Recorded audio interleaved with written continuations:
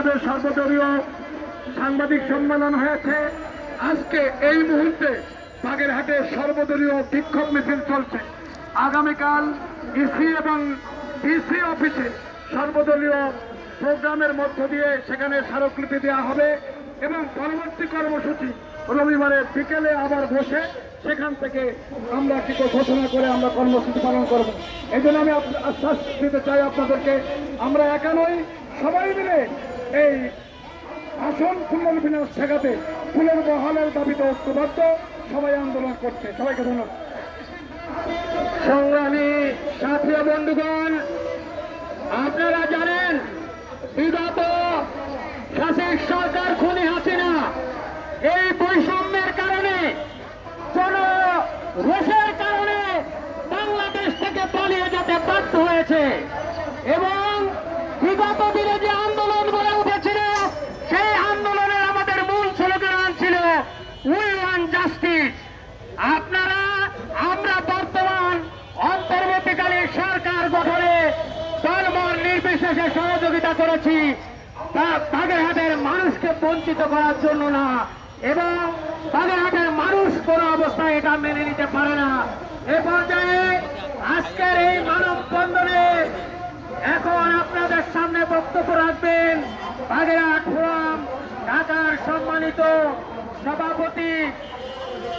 সভাপতি বাংলাদেশ মেডিকেল বিশ্ববিদ্যালয়ের professor doctor Sheikh Atiar Rahman.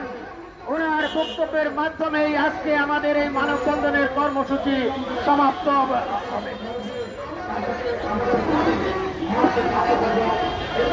আউযু বিল্লাহি মিনাশ শাইতানির রাজীম। বিসমিল্লাহির রহমানির রহিম।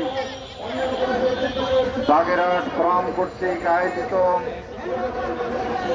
বাগেরহাটের 4টি আসন থেকে 3টি আসন করার প্রতিবাদে আজকে এই মানববন্ধনে উপস্থিত আছেন আমাদের 4টি আসনে সংসদ সদস্য প্রার্থী। আমাদের মাঝে এসেছেন ওনার দীর্ঘ পথ পাড়ি দিয়ে বাগেরহাট থেকে। বাগেরহাট ফোরাম এই কর্মসূচি ঘোষণা করেছে। এই কর্মসূচির সাথে একত্র ঘোষণা করার জন্য আমাদের মাঝে ছুটে এসেছেন বাগেরহাট 1 আসনের সংসদ প্রার্থী জনাব অধ্যক্ষ মশিউর রহমান, বাগেরহাট 2 আসনের পদপ্রার্থী জনাব মঞ্জুরুল হক রাহাত, বাগেরহাট 3 আসনের যে আসনকে তারা প্রস্তাব করেছে বিলুপ্ত করা, সেই আসনের আমাদের একজন সুযোগ্য প্রার্থী অ্যাডভোকেট আব্দুল অদুদ, বাগেরহাট 4 আসনের পদপ্রার্থী অধ্যক্ষ আব্দুল আলিম আমাদের মাঝে চলে এসেছেন। আমরা তাদেরকে মহব্বত জানাই। বাগেরহাট ফোরাম মনে করে নির্বাচন কমিশনের ভিতর ভূত ঢুকেছে। এই ভূত বর্তমান সরকারকে বেকায়দা ফেলার জন্য করেছে।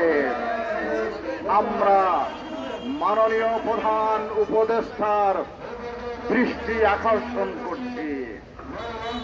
সম্মানিত মাননীয় প্রধান উপদেষ্টা, আপনার উপদেষ্টা পরিষদ, আপনার নির্বাচন কমিশন এরা কিন্তু আগুন নিয়ে খেলা শুরু করেছে। এই আগুনের যদি একটি অংশ দক্ষিণ বাংলায় জ্বলে তাহলে এর দায় দায়িত্ব কে নিবে? বাংলাদেশের যদি বলা হয় যে 2টি বন্দর কোনটি, তার অন্যতম 2য় সামুদ্রিক বন্দর হচ্ছে মোংলা এবং অর্থনীতির চালিকা শক্তি হচ্ছে মোংলা বন্দর অন্যতম।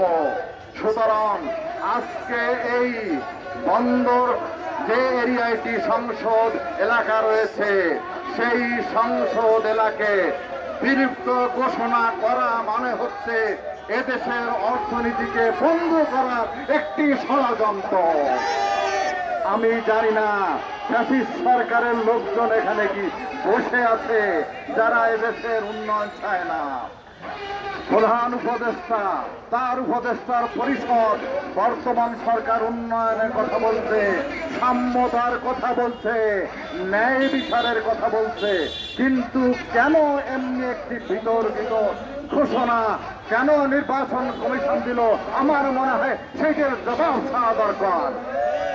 কেন তারা কি উদ্দেশ্যে তারা করলো? বরং আমাদের দাবি হচ্ছে, যেহেতু বাগেরহাট একটা বিরাট এরিয়া, সেখানে বরং 4টার জায়গায় 5টি সংসদ এলাকা ঘোষণা করুন। আমরা চাইব মোংলার যে ইম্পর্টেন্ট, সেখানে একটি সংসদ সদস্য এলাকা দেওয়া উচিত। সুতরাং এই মুহূর্তে আমাদের দাবি হচ্ছে, বাগেরহাট এলাকায় 4টা আছে, আমরা সেখানে 5টা আসন দাবি করি। সুতরাং আমি বলতে চাই, আপনারা এই আগুন নিয়ে খেলবেন না, বৈষম্য করবেন না।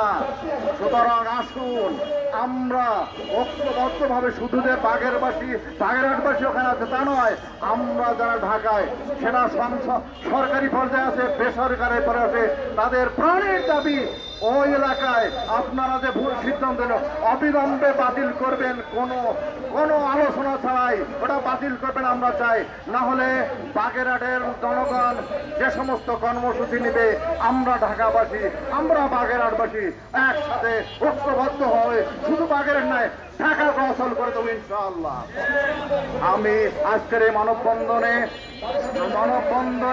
উপস্থিত হওয়ার জন্য বাগেরহাট থেকে আমাদের সুযোগ্য 4 জন প্রার্থী যারা এসেছেন, তাদেরকে মোবারক জানাই। একটু হাত উঁচু করে আপনারা দেখাবেন যে আপনারা আমরা সব সদস্য।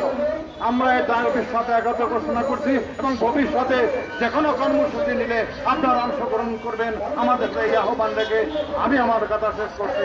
আসসালামু আলাইকুম ওয়া রাহমাতুল্লাহি ওয়া বারাকাতুহু। সংগ্রামী বন্ধুগণ, আপনারা একটু সবাই একই জায়গায় লাইন দিয়ে দাঁড়াবেন, একটু নেতৃবৃন্দের পিছনে আসবেন সবাই। কবির ভাই এদিকে আসেন। আমাদের এই মানববন্ধনে বাগেরহাট মোংলা উপজেলার সাবেক নির্বাচিত ভাইস চেয়ারম্যান, বিশিষ্ট সমাজসেবক, অধ্যাপক কোহিনুর সর্দার ভাই সহ অনেক গুরুত্বপূর্ণ ব্যক্তিরা উপস্থিত আছেন। সময় স্বল্পতার কারণে আলোচনায় অংশগ্রহণ করার সুযোগ দিতে না পারার জন্য আন্তরিকভাবে দুঃখ প্রকাশ করছি। আমরা বাগেরহাটের বিভিন্ন সংগঠন, আপনারা দয়া করে একটু পিছনে আসবেন। যে কোনো কর্মসূচিতে সরব উপস্থিত হয়ে আমাদের অধিকার আদায় করার আহ্বান জানিয়ে আমার বক্তব্য শেষ করছি। আল্লাহ হাফেজ। আসসালামু আলাইকুম ওয়া রাহমাতুল্লাহি ওয়া বারাকাতুহু।